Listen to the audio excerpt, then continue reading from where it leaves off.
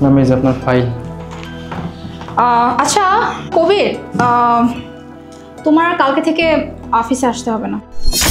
Ma'am এগুলো আপনি কি কইতেছেন? আমি কি কোনো ভুল করছি? ভুল করলে আমারে কোন, আমি আর কখনো এরকম ভুল করব না, কিন্তু আপনি আমারে আসতে মানা করতেছেন কেন? তার আগে তুমি আমাকে একটা কথা বলো তো, তুমি এই মাসে টোটাল কতদিন ছুটি নিয়েছো? তা ম্যাডাম এই 7 দিন মতো হবে। কি বললা তুমি?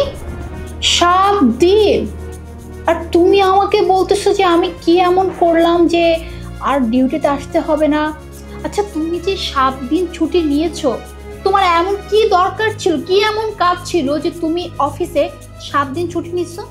ম্যাডাম আমি তো ইচ্ছে করে ছুটি নেয়নি, আসলে আমার দরকার ছিল। আর যদি আমি ছুটিগুলো না নিতাম তাহলে অনেক বড় বিপদ হয়ে যেতে পারতো। আচ্ছা বুঝলাম। তো আমাকে একটু বলো তো, কি এমন তোমার বাধ্য ছিল, মানে এত ইম্পর্টেন্ট কাজ ছিল যার জন্য তুমি অফিস থেকে 7 দিন ছুটি নিচ্ছ? আমিও শুনি, একটু বলো আমাকে। আসলে ম্যাডাম আমার বউটা না প্রেগনেন্ট, আর আপনি তো ভালো করেই জানেন যে এই সময় তার পাশে একদম থাকা লাগে। আর আমার বাড়িতে আমি ছাড়া তো আর কেউ নাই, তাই বাধ্য হয়ে আমি ছুটি নিয়েছিলাম। কিন্তু ম্যাডাম বিশ্বাস করেন আমি এরকম ভুল আর করবো না, আমি কখনোই ছুটি নেব না। তবু আপনার কাছে একটা কথাই কইতে চাই ম্যাডাম, আপনি আমার চাকরিতে আসতে মানা করেন না। ও আচ্ছা, তোমার বউ প্রেগনেন্ট? তো তুমি আমাকে এই কথা আগে কেন জানাওনি? কই একবারও তো বললা না এই ব্যাপারটা আমাকে। আচ্ছা ঠিক আছে কবির, যেহেতু তোমার বউ প্রেগনেন্ট, তো কালকে থেকে তোমাকে আর অফিসে আসতে হবে না, তোমাকে ছুটি দিলাম।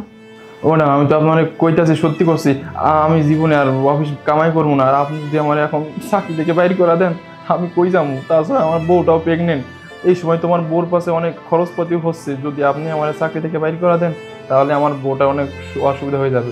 তো ম্যাডাম আপনি এই কাম করেন না, আমি বললাম তো ম্যাডাম, সত্যি আমি কখনই আর ছুট নেব না। রিল্যাক্স, এত উত্তেজিত হও না, এত উত্তেজিত হও না, আর টেনশনের কোনো কারণ নেই। আমি তোমাকে অফিস থেকে বের করে দিচ্ছি না একেবারে, আমি তোমাকে জাস্ট ছুটি দিচ্ছি কয়েকদিনের জন্য। ম্যাডাম আপনি এগুলো কি কইতেছেন?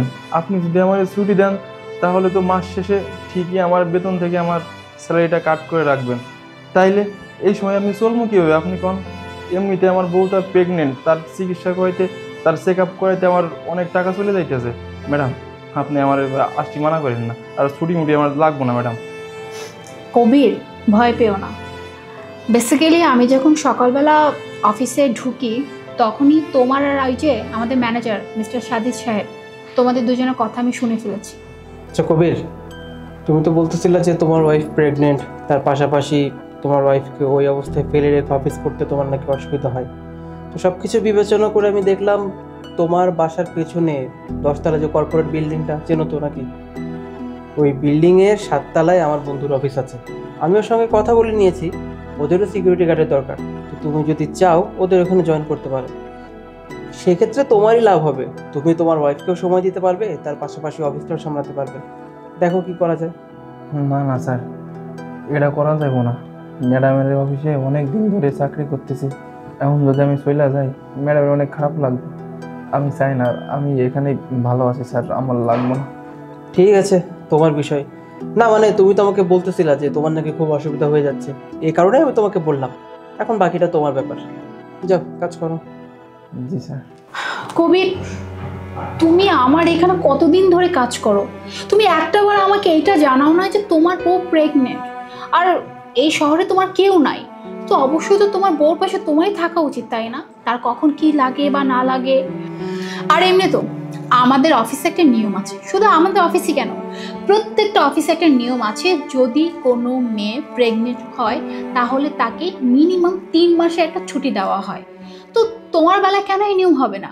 কারণ তুমি পুরুষ হয়েছে তো কি হয়েছে, তোমার বউ প্রেগনেন্ট, তো তোমার তো একটা দায়িত্ববোধ আছে, তাই না, তোমার বউয়ের প্রতি।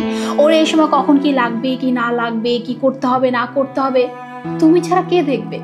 আর দ্বিতীয় কথা হলো বেতনের, তুমি একদমই চিন্তা করো না, তোমাকে যে আমি এই 3 মাসের ছুটি দিচ্ছি তুমি ঠিক মতো বেতন পাবে, তোমার 1 টাকা কাটা হবে না, বরং তুমি এই 3 মাস তোমার বউকে সময় দিবে, ওর কখন কি লাগবে না লাগবে। আর এই সময়টা খুবই সেন্সিটিভ, অনেক কিছু হয়ে যেতে পারে, তাই প্রত্যেকটা মুহূর্ত তোমার বউয়ের সাথে তুমি কাটাবে, এর জন্য তোমাকে আমি ছুটিটা দিচ্ছি। তবে একটা কথা, ছুটি কাটানোর পরে যখন তুমি আবার জয়েন করবে ঠিকঠাক মতো কিন্তু কাজ করতে হবে, কেমন?